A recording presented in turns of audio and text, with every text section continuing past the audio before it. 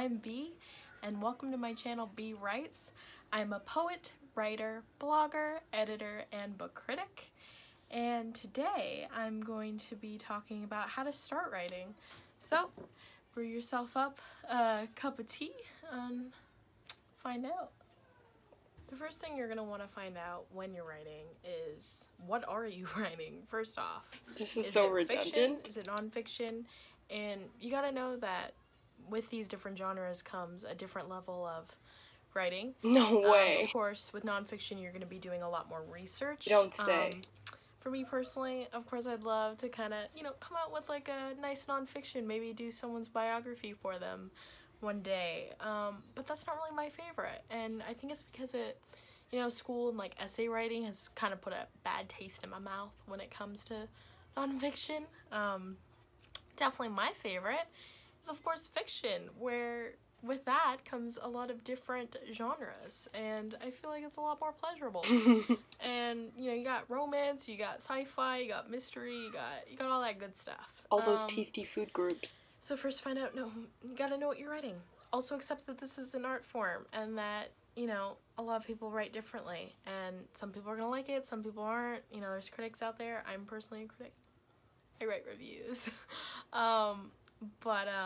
Yeah, so you gotta keep that in mind. Know that this is an art form, and that you're doing the best you can, bro. And you're gonna learn, and you're gonna grow, and it's gonna get better as you go on. Everything takes practice. Everything. And for me, right now, it's really a hobby. Of course, I'd love to write something, really finish it up, give it a nice cover. Oh. I'm crazy. It gives me such a rush. But I'd love to, maybe get that out. And for me, it's really, I'd love to see it printed just so that I can, hold it and, touch it and read it and, put it on my shelf. But when it comes to, selling or stuff like that, I don't know, that's not really my speed. Nah, I want to make bank. So with that comes what I call RRI. Reading, research, and inspiration. So first, read. Everyone tells all the great writers to read, of course. That makes no sense. That's how you're going to learn. And not in the way that you're going to copy what you're reading. You're going to take that, and because that's inspiration, and you're going to learn from it, and you're going to be like, hey, I like this, I don't like this. Or especially when it comes to fiction, you're going to pick up your favorite character, you're going to pick up a character you hate, and you're going to be like, I would change this, I would make this better, I wouldn't do that, oh, maybe I want to add this, And then research. Research can be fun. You can look at it either two ways. It can be really fun, and it can really make your book or whatever you're writing 100 times more special, or you can hate it. And for me, I think I really love research, and either you're getting it firsthand, maybe you're interviewing a professional and they really know about the subject you're talking about, which I love because I'm actually a journalist too, and I edit a school newspaper. So yeah, I love research like that. Or you can go online, and it's a great source, or books. I love books. So of course always see where you can get your research from. A trusted source always. And when it comes to inspiration, you can watch movies. Movies, a lot of the times they have good storylines, and you can pick up characters or special scenes and stuff like that. So those are good to watch, but don't always rely on them. Inspiration, I love to download crap like Pinterest, and YouTube's good. TikTok, but we don't really talk about that. But just get inspired, and however you do that, do it. And I feel like a lot of the cliches, especially for writers that, I don't know, they keep to themselves, they're probably holed up on some beautiful cabin in a beautiful forest somewhere, but they're just writing their little hearts away. But I feel like to be a really good writer, you have to experience life. And life, it's got its upsides and it's got its downsides, but you gotta experience love. You gotta experience loss, pain, joy, happiness. You gotta go to school, bro. And those homeschool people out there, we don't talk about this them. Pandemic isn't my friend, bro. I need to go back to school. So yeah, you gotta experience everything you can, and travel, and meet new people, and that's really going to improve your writing more than you know. The next thing that's difficult for some people is establishing some sort of writing schedule. And for me, it's usually at night, which feels wrong because I'm usually like sleepy and I want to go to bed. and but I feel like that's where I find the most time for myself personally. Um and I look forward to it all day. And the day is just not complete if I haven't like written at least a little something something before I go to bed. Um and a lot of people, they might say, set a time limit, or try to write an hour, try to write a certain word count. But I feel as long as, people are gonna hate me for this, but if there's Why like a time though? where like you can't write every day, you know what? Make up for it when you do write. Like write harder, write faster. Um, for me, I like to finish a certain amount of pages because, especially with this book series I'm writing, I write it in first a notebook. So I actually have filled 2 notebooks, all of the same book. So I filled 2 notebooks all in the same book, and it's a big accomplishment. I'm really happy. So I write in a notebook. I take a pen. I write my really pretty, cursive.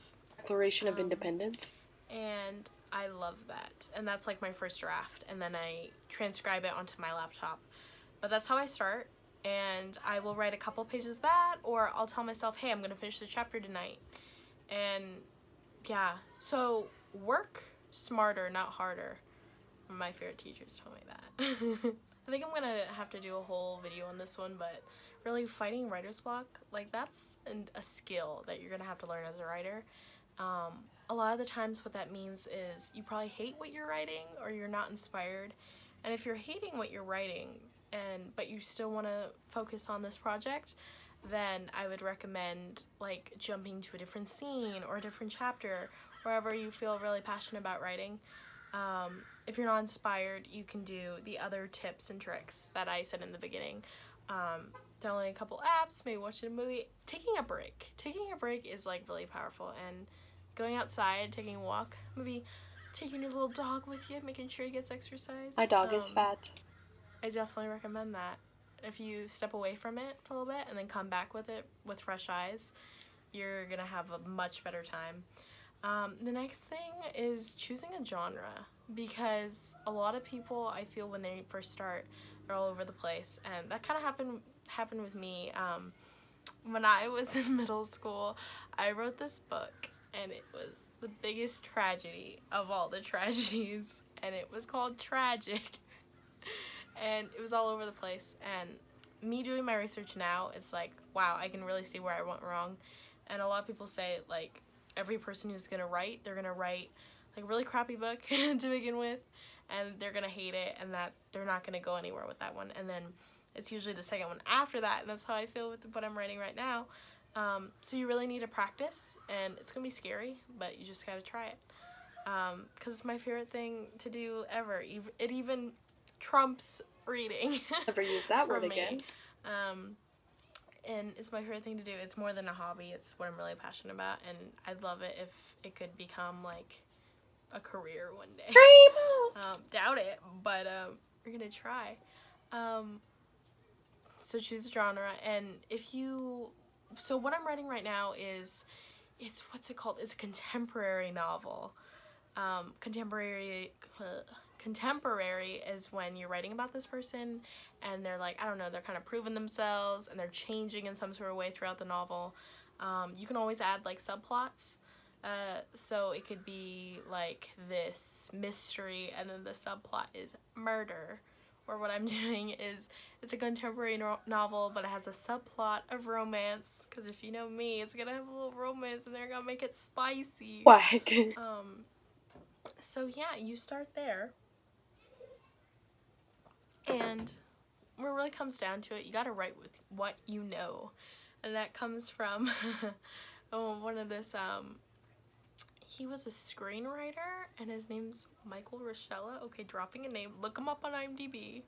It's got a couple things to his name, but he told me, write what you know, and that kind of ties in what I said. In order to be a good writer, you gotta live your life, bro. Experience new things, and once you do that, then you can write about more stuff because you actually know about it. You're doing first person like research, and yeah, and The next thing kind of going into it is, you gotta get some of those tough things out of the way. And I'm not talking about like, oh, the name of your main character or the title of the book or whatever. It's really like, oh, is it going to be in first person? Or are you going to say I, me, my, whatever? Or is it going to be third person, like they, them, he, whatever? So evaluate that first, because once that's out of the way, it's going to be a lot better for you.